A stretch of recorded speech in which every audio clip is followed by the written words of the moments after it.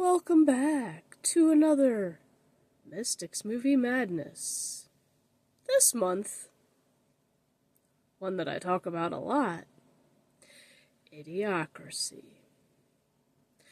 So imagine waking up in the future, whether it's just been a few years, decades, or maybe even centuries from the result of either cryogenic freezing, an accident, or maybe a secret army experiment. Any of us waking up from one of these would be totally unprepared, confused, and maybe more. So think about it. How many movies, shows, etc. have had this type of situation happen? There's too many to list, but let's just say, to use as an example, Austin Powers, Futurama, and even in a video game, World of Warcraft Mists of Pandaria, we had warriors from the past preserved for a time when they were needed. So I want to note something specifically about these three. Which one of these instances of these characters waking up from a prolonged sleep was the more realistic versus not? Well, not would be Futurama, because it's just a goofy animated cartoon. Because Fry wakes up in the year 3000 feeling pretty much the same as when he accidentally fell backwards into the tube. Now, the Bug Warriors from Pandaria are also animated, but Blizzard takes a more realistic approach on their awakening.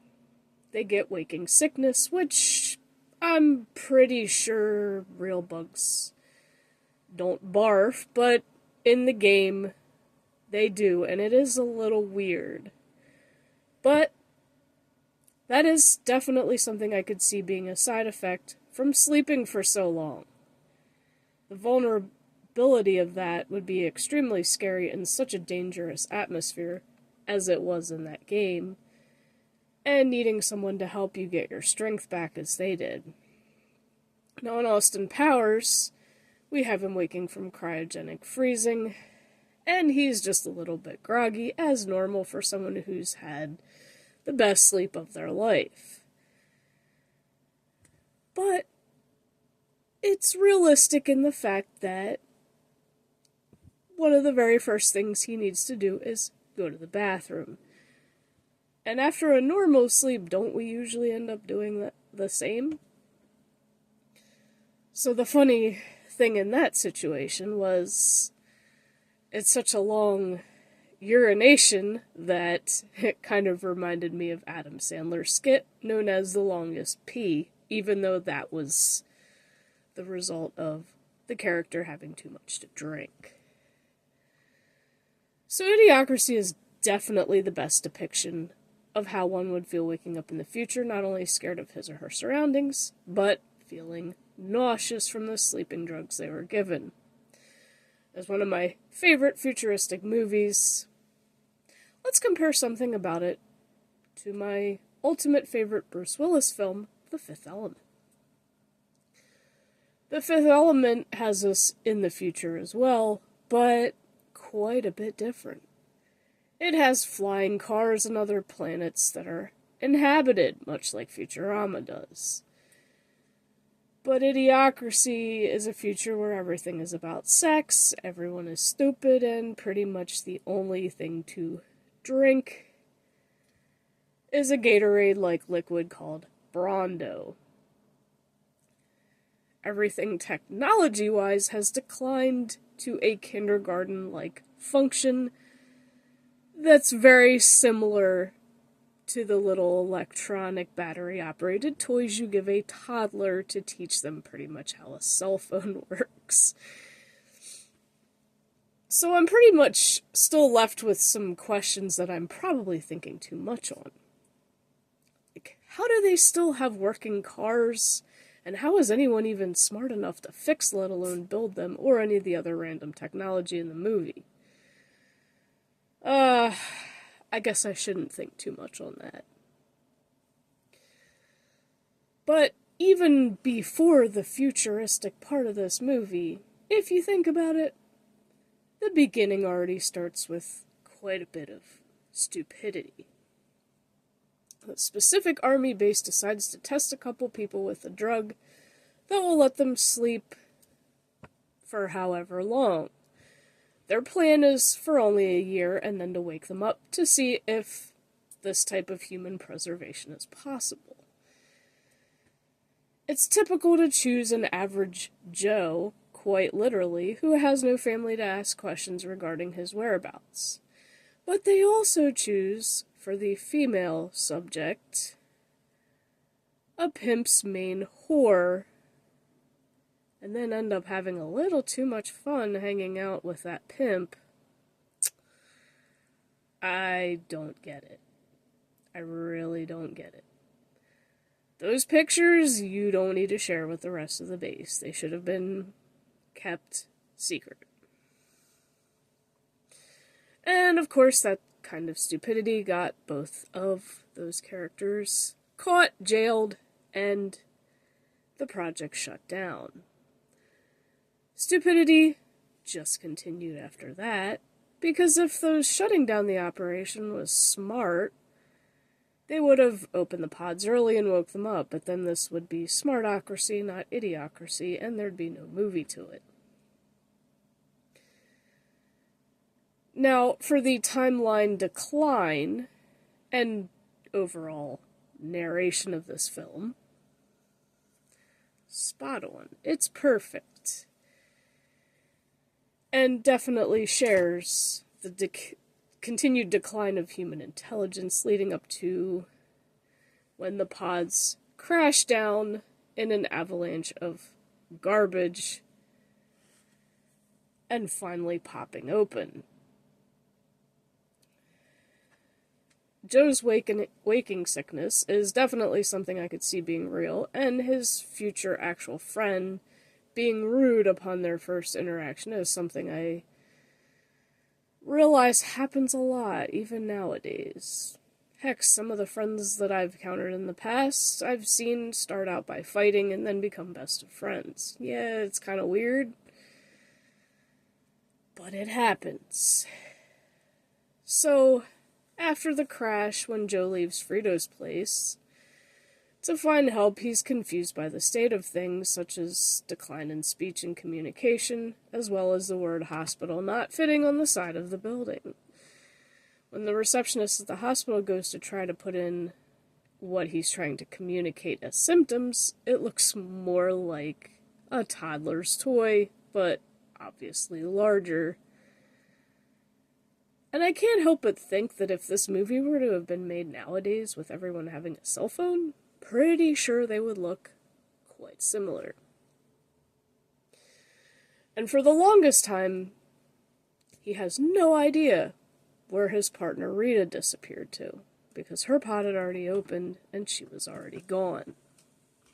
So, the hospital finds out that he can't pay the bill because he has no money, and then they also find out he has no name tattoo on his wrist, like everyone else in the future, and he tries to get away, but they do catch him and put him in jail and tattoo his name on his wrist. But because he's still feeling nauseous and out of the loop, his name ends up becoming Not Sure, which makes it funny anyway. And then they have these stupid intelligent tests in jail, where, if y'all remember the little buckets when you were a baby that you had to put the shapes into the lid, into the right holes. But it's very similar to that. And pretty much he aced the intelligent test, but that just kind of went meh unnoticed at first. And then, of course, in jail, he's threatened to get sat on by a big burly dude.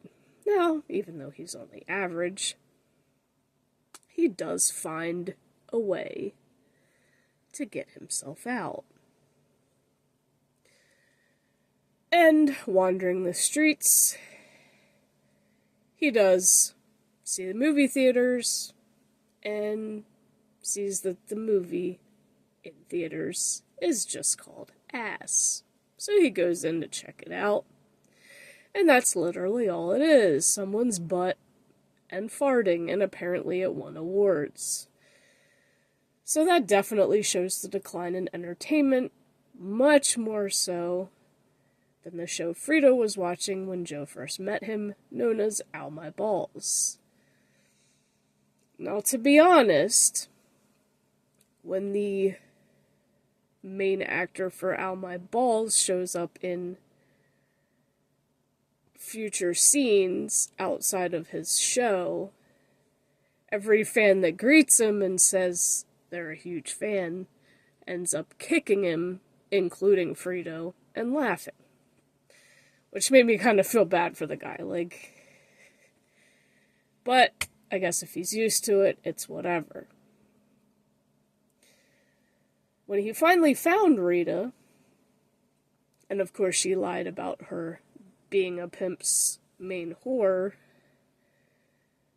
Frito told them both that there was told him that there was a time machine, and he got Rita and they were heading towards it, which leads to another part when, Joe accidentally holds his hand up and a scanner picks up his name and stops the car, Frito's car, and then they end up having to get out. And then Frito stupidly cheering for his car getting wrecked. But, if his car wrecked, why did he have it later? Because he does have it later in the movie.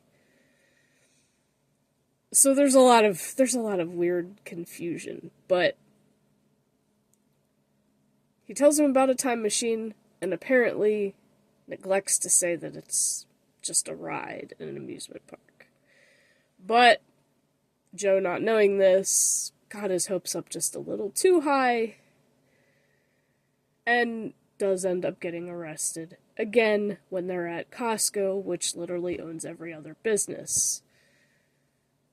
So, if you've seen this, it's that giant wall and it has Costco. And then the door greeter's just like, "Welcome to Costco, I love you." And it's just he just sounds like a broken record, but it's funny as hell.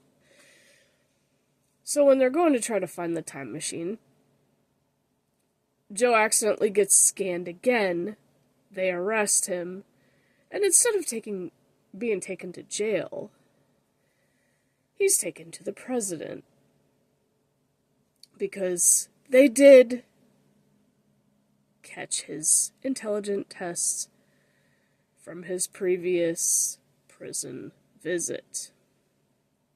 The president of the United States this time is literally the World Wrestling Champion. So,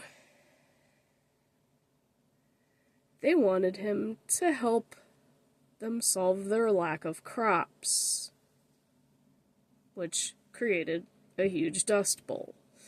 Literally nothing was growing. Because technically, since he aced that intelligence test, he is officially the smartest man alive. And they basically made him part of the White House staff. So they go out to the fields. And he realizes they're watering the crops with Brawndo.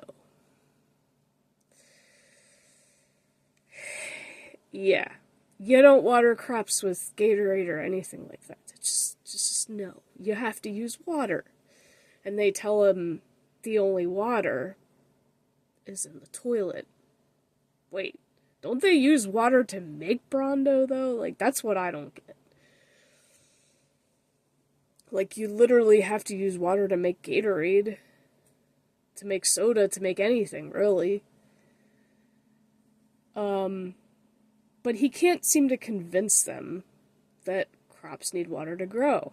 So he makes up a lie that he can talk to plants, and they say they want water. So unfortunately, as we all know, even though, watering stuff does make it grow, it does take some time. And because they switched the Brondo to water, everyone who worked at Brondo was laid off. It did a stupid automatic layoff. And stupid impatience kicked in, and pretty much everyone who worked for Brondo, which was most of the population, became an angry mob at the White House door. So this led to Joe being arrested again, but instead of going to jail again, they decided to put him in a crazy demolition derby type situation. With the vehicles looking very inappropriate, driven by crazy maniacs, and all he got was chained to a giant ball and given a piece of shit looking car, which also, back to Adam Sandler, the piece of shit car song. He managed to survive it long enough. Meanwhile, Rita looks outside the White House window while Frito is watching this demolition thing on the television. And she notices, guess what? Crops are finally starting to grow. So she tells Frito, and they head down to the stadium. And then, since she already has money, having been a whore in the past, tries to cheat her way out of it, but still get money, gives some of this money to somebody who has a video camera, and that guy and Frito go out to record the crops. Of course, they get sidetracked by sex, because, that's what the future is right now. But eventually, they get it recorded just in time for Joe not to get killed. And after that, the president says, all right, it's working, screw it, Joe is now vice president. And eventually becomes president. Because he is the smartest man alive at this time.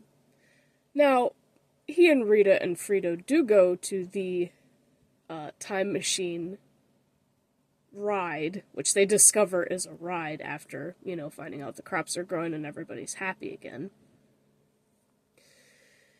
And as they butchered history, him and Rita just look at each other like, what the fuck? But it is kind of funny. So, of course, the movie does have a happy ending, despite all the craziness, stupidity, and entertainment that it is. But they no longer have to worry about the past. Not that Joe had any past to really worry about, because he had no family. And Rita kept worrying a little too much about her pimp, and Joe tried to reassure her, he's dead. He's been dead for a long time.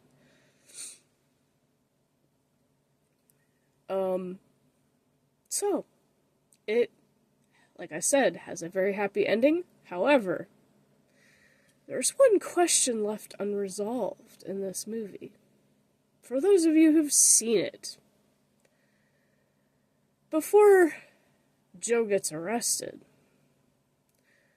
what happened to the unfit mother who couldn't get her kids fries because the machine ran out and wouldn't give her a refund? I hope she eventually did get help, because that wasn't her fault. So, going to nowadays. What future do you think we're heading towards? Well, I'm definitely gonna say not The Fifth Element with flying cars and whatnot. I'm gonna say Idiocracy on this one. Because there's a phrase that's been going around social media for years that goes a little something like this. Until you've worked in food service or retail, you don't know the level of stupidity that exists in the world. That's very true. And to be honest, I think we need to add social media to that as well.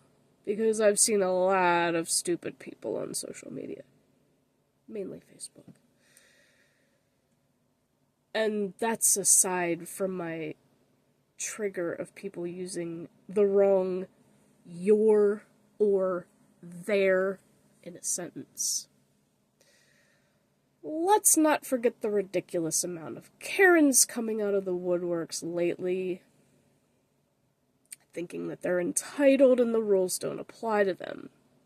Also, keep in mind that another thing that leads to stupidity is laziness. Excessive laziness. And I've seen it plenty working at Walmart from customers who will just stand at a counter and wait for service. And they'll just bug whatever random associate that walks by when they don't even work in that department.